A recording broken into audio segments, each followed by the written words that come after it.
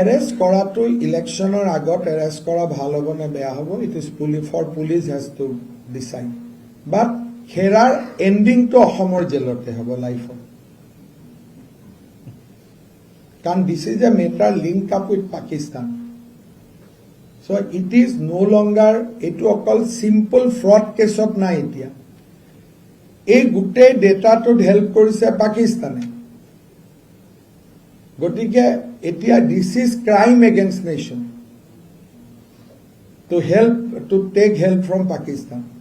চ' সেইকাৰণে খেৰাৰ মই ভাবোঁ জীৱনৰ শেষটো অসমৰ জেলতে হ'ব। দুটা ফৰ্মুলা মোক কংগ্ৰেছে কৈছে যে বহু দিনৰ পৰা খেৰাক খেদিব কংগ্ৰেছে যত্ন কৰি আছিলে, সেইকাৰণে খেৰাক এই ফলছ কাগজবোৰ দি দিলে যে তই মৰ গ'ল, সেইটো এটা ফৰ্মুলা। দ্বিতীয় ফৰ্মুলাটো হৈছে যে ইয়াতে সিজু বুলি ল'ৰা এজন আছে, সি এইবিলাক বনাই হয়তো তেওঁক এনেকুৱা দেখাই দিলে চব অৰিজিনেল, ৰিচেক নকৰিলে, দুইটা হ'ব পাৰে। আৰু এইবিলাকতো গুগল ৰিভাৰ্চ চাৰ্চ কৰিলে যিকোনো লে মানুহ এজনেও এইটো পাই যাব, বহুত ডাঙৰ টুল নালাগে।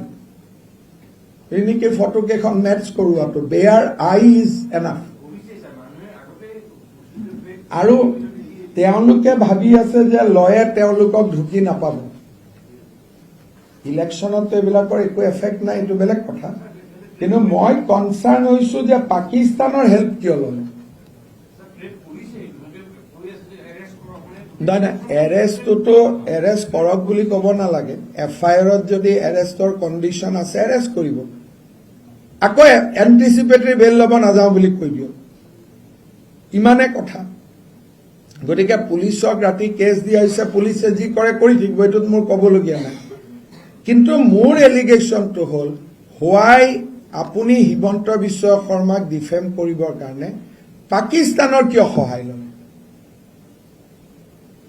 গোটেই ডকুমেণ্টছখিনি পাকিস্তানৰ ছ'চিয়েল মিডিয়া গ্ৰুপৰ পৰা লোৱা। আমি কৈয়ে দিছোঁ যে দিছ গ্ৰুপ ইজ ষ্টিল এলাইভ, এইটো ওলাই যোৱা নাই। এতিয়াও আপোনালোকে চেক কৰিব পাৰে টিপু চুলতান, আৰু গ্ৰুপটোৰ নামটো আছে না, পাকিস্তানৰ গ্ৰুপটোৰ নামটো আপোনালোকক এতিয়াই যাৰ যাৰ ইণ্টাৰেষ্ট আছে লগত বহি চাৰ্চ কৰি চাব পাৰিব। এৰেষ্ট কৰাটো ইলেকশ্যনৰ আগত এৰেষ্ট কৰা ভাল হ'ব নে বেয়া হ'ব, it is police has to decide. But খেৰাৰ এণ্ডিংটো অসমৰ জেলতে হ'ব লাইফত,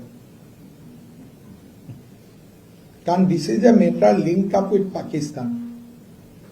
চ' ইট ইজ ন' লংগাৰ, এইটো অকল চিম্পল ফ্ৰড কেছত নাই। এতিয়া এই গোটেই ডেটাটোত হেল্প কৰিছে পাকিস্তানে, গতিকে এতিয়া this is crime against nation to take help from Pakistan. So' সেইকাৰণে খেৰাৰ মই ভাবোঁ জীৱনৰ শেষটো অসমৰ জেলতে হ'ব। দুটা ফৰ্মুলা মোক কংগ্ৰেছে কৈছে যে বহু দিনৰ পৰা খেৰাক খেদিব কংগ্ৰেছে যত্ন কৰি আছিলে, সেইকাৰণে খেৰাক এই ফলছ কাগজবোৰ দি দিলে যে তই মৰ গ'ল, সেইটো এটা ফৰ্মুলা।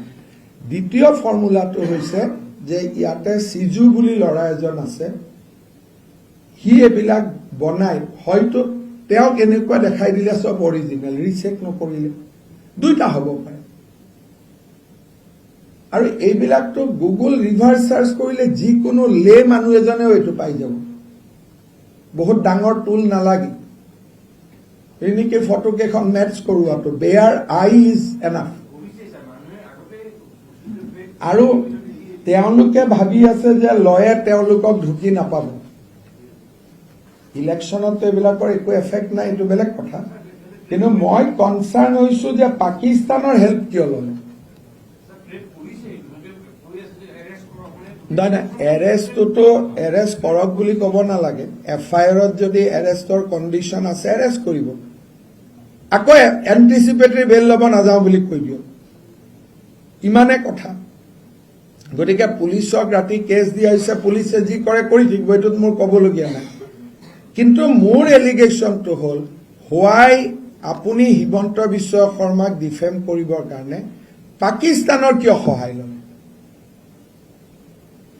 গোটেই ডকুমেণ্টছখিনি পাকিস্তানৰ ছ'চিয়েল মিডিয়া গ্ৰুপৰ পৰা লোৱা আমি কৈয়ে দিছোঁ যে দিছ গ্ৰুপ ইজ ষ্টিল এলাইভ এইটো ওলাই যোৱা নাই এতিয়া আপোনালোকে চেক কৰিব পাৰে টিপু চুলতান আৰু গ্ৰুপটোৰ নামটো আছে না পাকিস্তানৰ গ্ৰুপটোৰ নামটো আপোনালোকক এতিয়া যাৰ যাৰ ইণ্টাৰেষ্ট আছে লগত বহি চাৰ্চ কৰি চাব পাৰিব